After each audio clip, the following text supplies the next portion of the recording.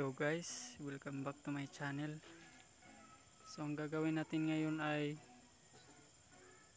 solar electric fan. So ito yung gagamitin natin, DC motor. Ito ay 12 volts, 15 watts. So ito yung positive terminal, tsaka ito yung negative terminal nya. So nilagyan ko siya ng PVC guys para may makapitan yung screw. So dito natin nilalagay yung screw, tapos papakapit natin para matibay siya.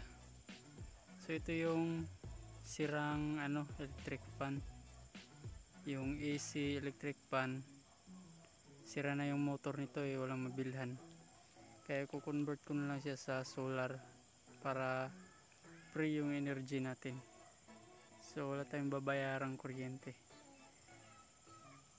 So ito yung laman nya, binaklas ko na.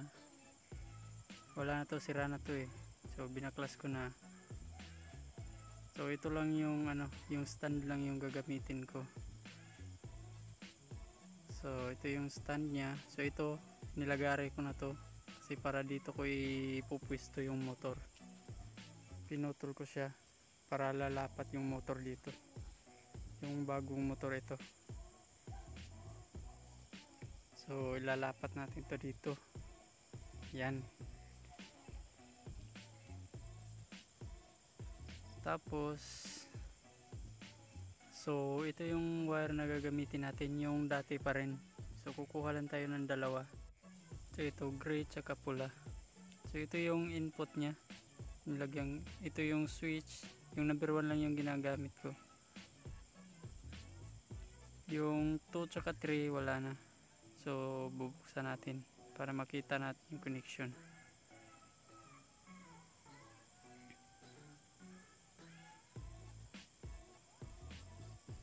$80,000 impressions later. So ito na. So bubuksan natin tong DC jack. So ito yung input. Dito ilalagay yung input na 12 volts. Titingnan natin yung connection. So ito yung gray, ito yung negative. So pupunta yan dito, tapos dediretso na dito, tatap na sa motor to. Tapos yung isa naman, yung yellow, yan yung positive ng input natin. So dadaan siya dito sa switch, tapos yung output niya ay dito sa number 1, itong pulang wire na to. Ito naman yung papunta doon sa motor. Yun yung magiging positive supply ng motor natin. Yan dito. So dito. So ito lang yung gagana, yung number 1 lang. Yung 2 tsaka 3 wala na. So yan lang yung mga wire na ginamit natin dyan. So ibabalik na natin para masimbol na yung motor. May lagay na natin.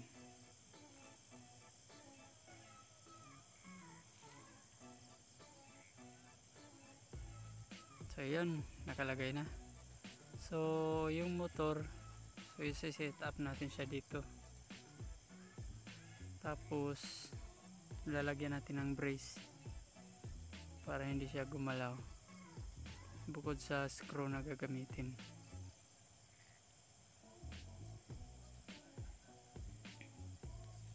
So kanina may ginupit na ako na na yero yung ginamit ko Ito yung pang brace ko dito sa fan, sa motor, para hindi siya gumalaw. Ni-screw ko dito, tapos pag ganyan yan, then i-screw siya dun sa body. Ito yung pinaka brace nya para hindi gumiwang yung motor. Bukod pa yung screw na nandun sa likod, alalay lang yun. So i-screw lang natin dito. Yan. Tapos tutupiin natin para mahawakan niya yung motor. Tapos screw din dito sa kabila.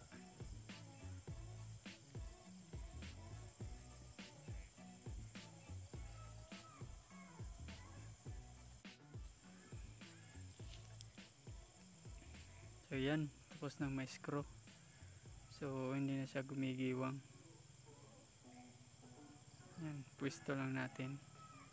Tapos dito sa likod lalagyan natin ng black screw. Ito yung mahaba para kumapit siya dun sa pinaka body ng stand. Siya yung magpo-protect para hindi matanggal yung motor natin. Yan, siya yung mag-aalalay dun sa dun sa yerong nilagay natin. So ito mahaba. So ito yung screw. Yan, tatagos yan dun sa pinaka body ng fan natin, yung stand. Siya yung hahawak.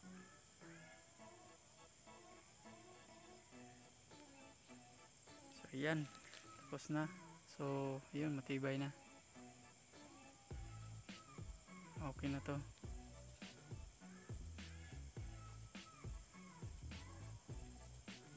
Susunod na gagawin natin ay itatap na natin ng wire.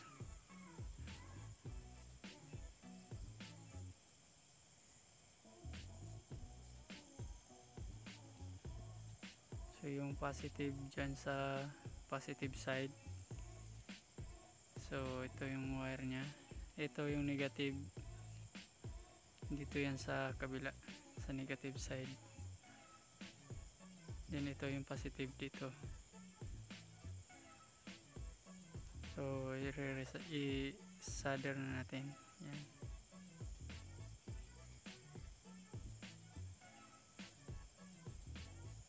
Ito yung naman, yung negative. So ito yung positive nya tapos na. So ito yung negative. So yan yung sign. So i-solder lang natin.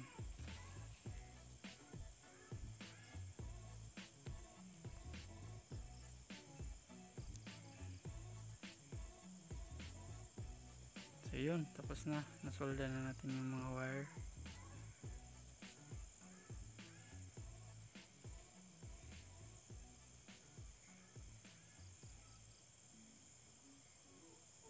Yan.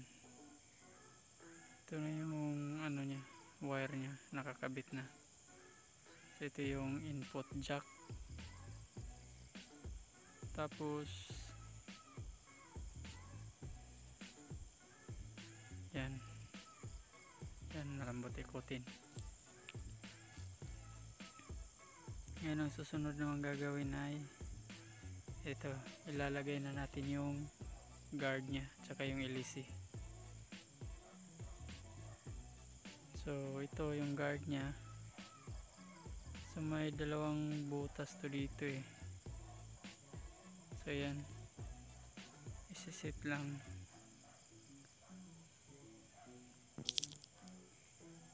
Yan, itong dalawang butas na to i-screw natin to doon sa body ng fan, yung pinaka stand nya para kumapit at humigpit. Ito yung screw na gagamitin natin. So dito yan kakapit para matibay yung guard natin, hindi siya matatanggal. So yan, lalagay lang yan. Yan. Tapos saka natin i-screw dun sa body nya. Yan, dalawang screw lang para kumapit siya at hindi siya matanggal. So yan, i-screw na natin.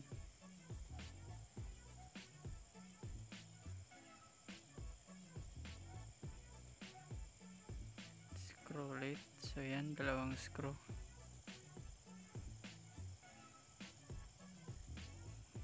Tumama sa butas.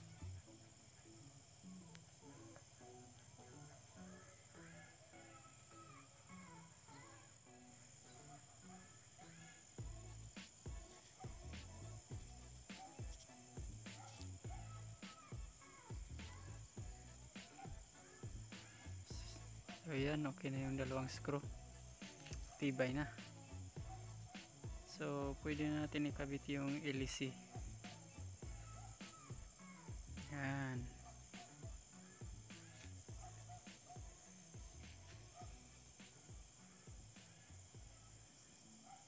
So yan, tamang-tama lang yung LEC. Hindi siya sumasabit sa guard. So ilagay natin tong lock.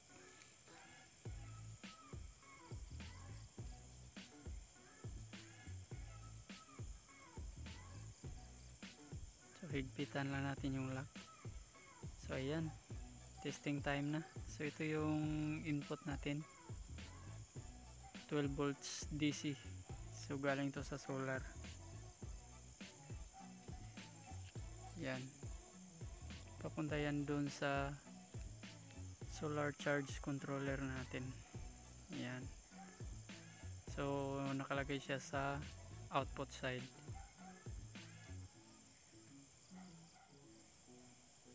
So ito yung output ng solar charge controller, 12 volts DC ang lumalabas dito. So itong wire na to, so ito na yung sasaksak natin dun sa fan natin.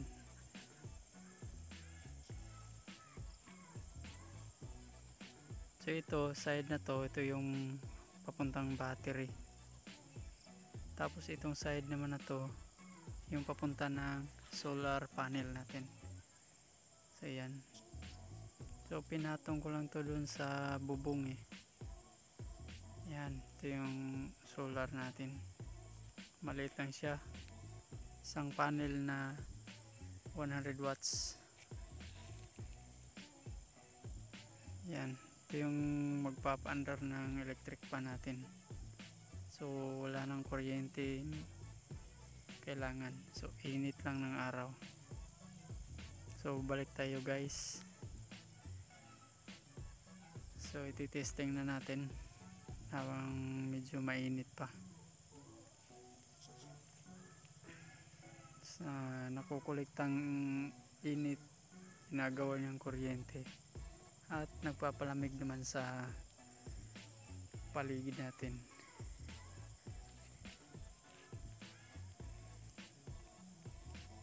So ito, converted na yung fan natin from AC fan to DC. So ngayon hindi na siya kumakain ng AC na power. So itong pure DC na lang. So manggagaling sa araw yung kuryente niya. So makakatipid tayo ng kuryente. Kasi libre lang naman yung sa init eh. Hanggat may araw, iikot yung electric fan na to. So ayan, maandar na siya. So pure DC na ang gamit niya, hindi na siya gumagamit ng AC.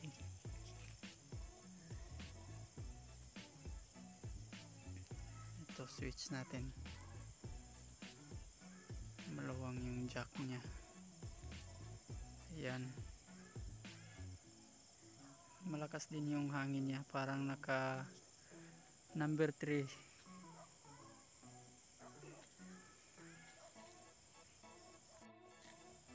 So ang hangin naman niya ay malakas din, parang naka number 3 sa AC fan.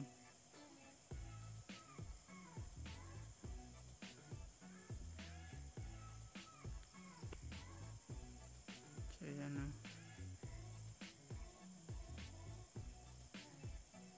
tatanggal lang yung yung connection. Wala kasing tape. Mamaya lalagyan ko na lang to ng tape, pang testing lang naman to eh.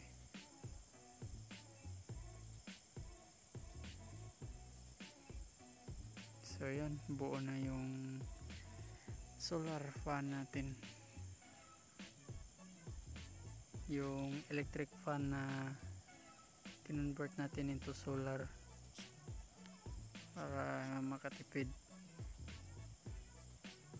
Ayan, malakas. So don't forget to subscribe pala guys, yung mga naliligaw lang dito sa channel na to.